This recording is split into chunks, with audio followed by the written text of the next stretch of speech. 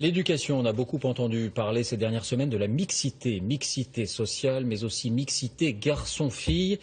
Il est difficile de sortir des belles paroles un peu abstraites. Eh bien, vous allez comprendre ce soir très concrètement comment, dans une simple cour de récréation à l'école, se nouent les habitudes de séparation. Comment, derrière les petits gestes et les petits jeux anodins, se fabriquent les réflexes ou les représentations et comment on peut agir aussi dès le plus jeune âge.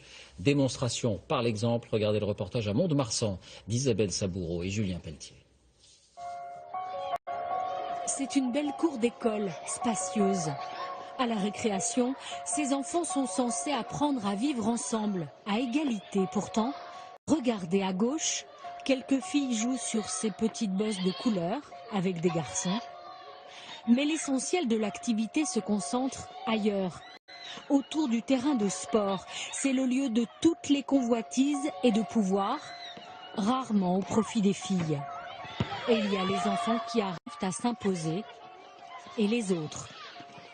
Edith Marouet-Jules est géographe. C'est ce que je vais aller faire, c'est prendre une petite fille. Depuis 5 ans, à Mont-de-Marsan, dans cette école en zone d'éducation prioritaire, elle observe la façon très symbolique dont filles et garçons se partagent l'espace de jeu. Son constat, les garçons occupent le centre quand les filles sont reléguées au bord du terrain. Elles avaient envie de jouer. Elles sont arrivées massivement, elles étaient 6 ou 7. Les garçons ont commencé à tourner autour, aller un petit peu les bousculer, ils en ont fait tomber une par terre et progressivement ils ont reconquis l'espace et petit à petit, regardez, elles sortent. Et c'est souvent ce qu'on va voir. De toute façon, si elles osent se mettre au milieu, elles vont être de fait exclues par les garçons et repositionnées à l'extérieur du terrain. C'est ce qui va se passer pour Noran en rose et sa copine Lydia. Elle demande l'autorisation de jouer au chef d'équipe, il refuse. On leur impose de quitter le terrain. Visiblement en colère, les deux filles passeront toute la récré derrière la ligne à regarder jouer les garçons. C'est eux, ils nous disent d'être remplaçantes. Moi, j'avais pas envie d'être remplaçante. Je leur ai dit j'ai envie de jouer au foot, mais ils veulent pas. Pourquoi ils veulent pas? Parce qu'ils disent qu'ils sont trop.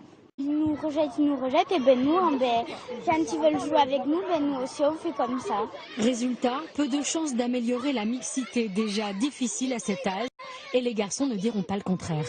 Il y a des jeux de filles que nous on a envie de faire et qui décident. Ah oui? Lesquels? Je sais pas. Le ballon prisonnier, la corde à sauter aussi. Mais ce jour-là, autour du terrain, ce sont des filles qui attendent ainsi, spectatrices malgré elles. Les garçons c'est les rois, ils décident.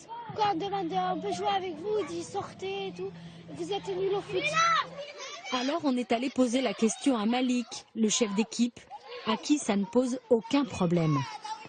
Là, il y a des filles qui veulent jouer, mais on est trop, alors on va être trop sur le terrain, on va pas pouvoir jouer.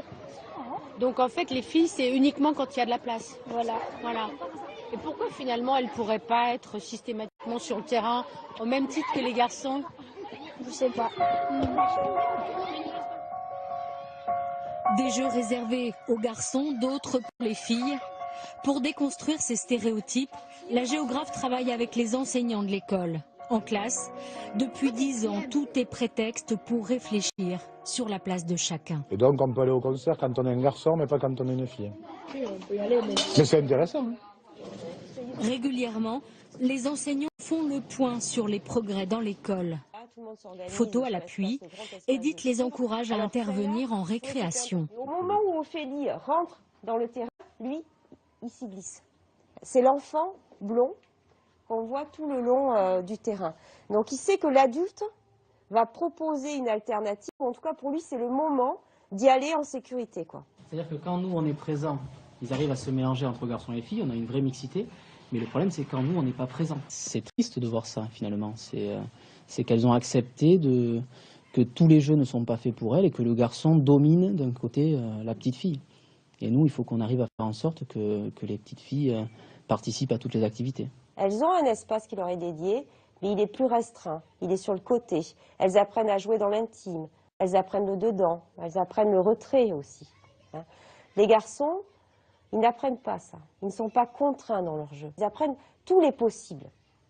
Et les filles commencent à apprendre lentement qu'il y a des choses qui leur sont moins possibles, moins évidente, moins facile.